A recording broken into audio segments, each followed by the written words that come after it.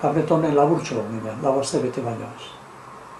Da gero, handik Belgikara. Belgikara, bai. Hori zelan egin zen duen Ligea? Trenean, bai. Da, abade horrekaz, ez da?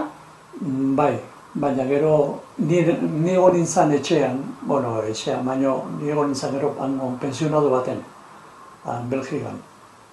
10 hilabete doan egira osanan. Eta orduan abadea beste batzu bat hori izan Irunekoa, beste abade bat Lemonakoa, baina Eibarren egoana, Tomate Uriarte, eta beste bat Arrobetzukoa, Don Eustaki Uriarte. 3 horrek egon ziren gurekin, gu egon ginen lekua.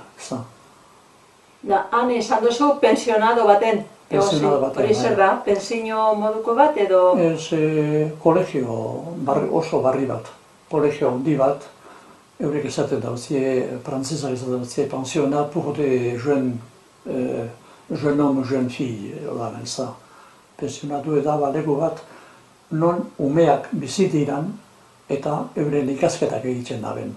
Baina eurea oso ederra zen.